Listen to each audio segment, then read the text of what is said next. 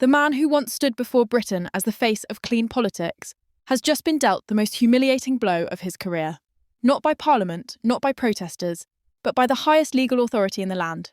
The Supreme Court, in a move that has sent shockwaves through every corner of the country, has issued a formal ruling ordering Keir Starmer to step down from his position as Labour leader. Why? Because explosive documents leaked live on national television have exposed a £4 million secret deal tied to a Cayman Islands hedge fund. Money funneled through a maze of offshore accounts and linked to fossil fuels, arms trade, and private healthcare profiteers. Welcome to Back Britain Unfold. The revelation, once whispered in political backrooms, is now undeniable and official.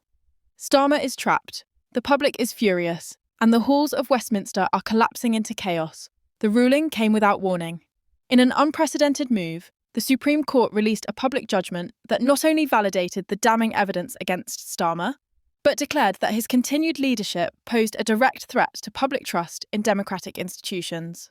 At the heart of the decision lies the now infamous £4 million donation, some of it traced back to a hedge fund registered in the Cayman Islands, infamous for being a global tax haven and a refuge for the world's most secretive and morally questionable investments. The documents, which first surfaced during a heated television panel debate, stunned the nation. But today, those very documents have been examined by the highest judges in the country and deemed authentic, legally significant, and politically devastating. According to the court's findings, Labour under Keir Starmer accepted this enormous donation without proper declaration, bypassing the rigorous standards of party funding transparency required by law. Worse, the hedge fund has direct stakes in industries that Labour has publicly vowed to oppose: fossil fuel conglomerates, arms manufacturing companies, and private healthcare providers profiting off the struggling NHS.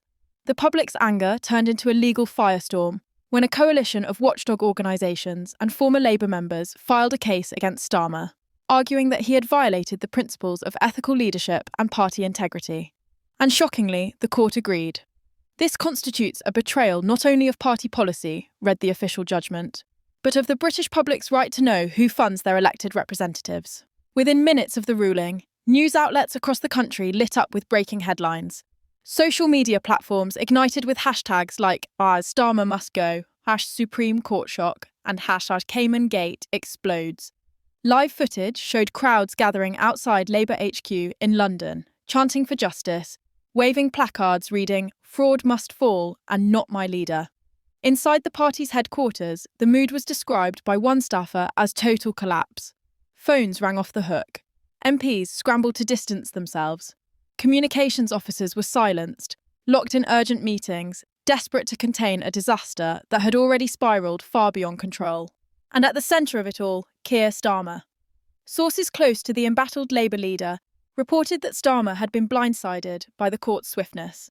Expecting months of legal wrangling, he now faced an immediate and non-negotiable demand: resign or risk facing a full criminal investigation into electoral fraud and misconduct in public office. His legal advisors, political aides, and inner circle were reportedly shell-shocked. No one had anticipated that the judiciary would move with such speed or such force. The court's language was direct and unforgiving. It stated that Starmer had willfully ignored multiple warnings regarding the risks of accepting large offshore donations without full disclosure. Internal Labour emails presented as evidence showed that several senior figures raised concerns months before the donation was finalised. But those concerns, the court noted, were brushed aside in pursuit of campaign advantage. And now that pursuit has come crashing down. Back in Westminster, the political fallout began unfolding at breakneck speed. Tory ministers stood outside Parliament, gleefully addressing cameras, calling it the greatest political scandal in modern British history. Reform UK's leader released a chilling statement, accusing Labour of selling out the working class to foreign profiteers. Even Liberal Democrat MPs, normally restrained in tone, called the situation a national disgrace that must be answered by immediate resignation. But perhaps the most telling response came from within Starmer's own party. Several shadow ministers quietly removed references to him from their social media bios. Angela Rayner, deputy leader of the Labour Party, abruptly cancelled a planned press appearance and has reportedly gone silent. An anonymous Labour MP was quoted as saying, "This is no longer a leadership crisis, it's a funeral procession." The weight of the ruling is not merely symbolic. Legal experts now confirm that if Starmer refuses to resign, the path is open for further legal actions. potential criminal charges, and an emergency parliamentary vote of no confidence.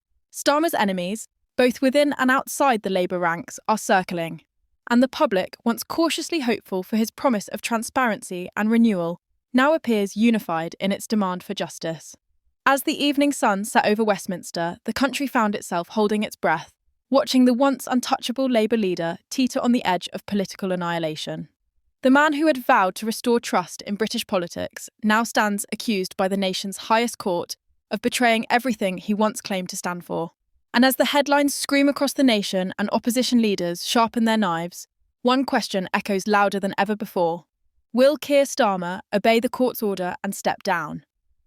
This was today's important update. We want to make it clear that our videos do not contain any kind of misinformation. Our only goal is to deliver true and verified news from across the UK right here on Britain Unfold.